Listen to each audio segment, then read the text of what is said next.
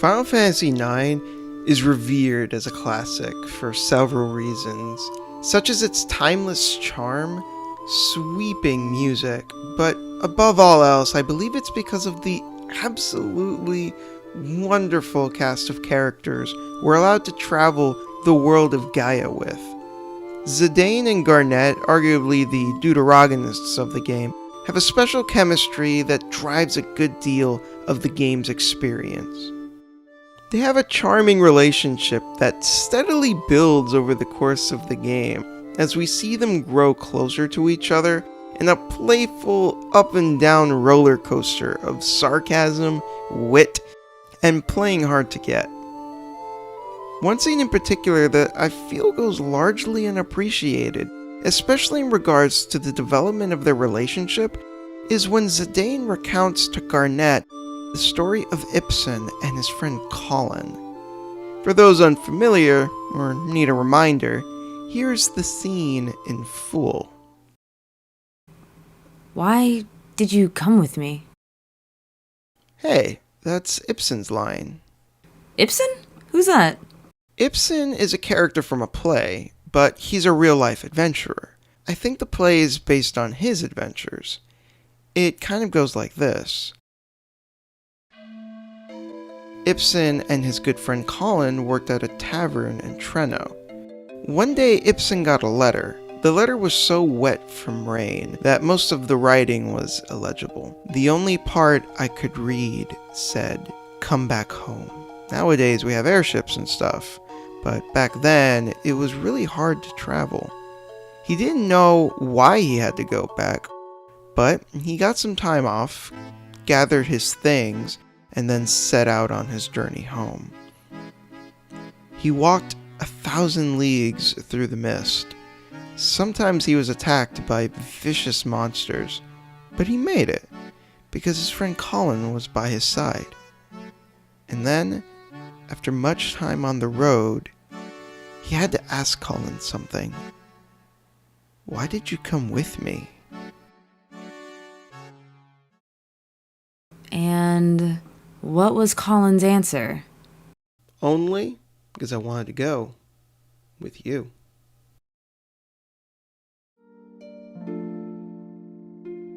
This scene is simply fantastic for multiple reasons. For one, it builds on what has already been established for both Zidane and Garnet's characters, including their relationship. Garnet is innately very intelligent, something is made quite clear by her dignified speech. And while she also displays a certain level of knowledge of the world, due to her reading several books from the castle library growing up, she ultimately lacks real-world experience, on top of being just a touch naive. However, because of that lack of experience, and as evidenced by her actively reading so many books, she displays a clear love of learning that fuels her curiosity, something that Zidane is aware of. Zidane, comparatively speaking, is extremely knowledgeable, however, less so because of books, but primarily due to his worldliness, which Garnet lacks. In so many ways, these two characters complement each other, something that is laid bare in this scene. Zidane also fancies Garnet as more than just a friend, and uses this opportunity to reveal his feelings in an honest way by exemplifying who he is, which is through a story based on the knowledge he obtained in his travels. It's also very him to not give a straight answer, and instead reveal it through a story. Had Zidane simply told Garnet that it was because he wanted to be with her, not only would it have come across as somewhat uncharacteristic, unless it was meant to be a joke, but the scene would have felt flat as an unceremonious declaration, specifically because this is not a scene played for laughs. Part of what makes it such a great scene is the build up to the eventual answer, and the anticipation is paid off with a truly emotionally resonant finish. Another reason why this scene is so effective is because it adds to the world building. Part of why the world of Gaia feels so lived in and real is due to the little touches from scenes like this. It's a world that truly feels as if it has its own history, with different cultures across the world. From the technologically advanced, steam-powered Lindblom, to the seedy, darkly lit, suspiciously always in nighttime Treno, we get a living, breathing world through this attention to detail.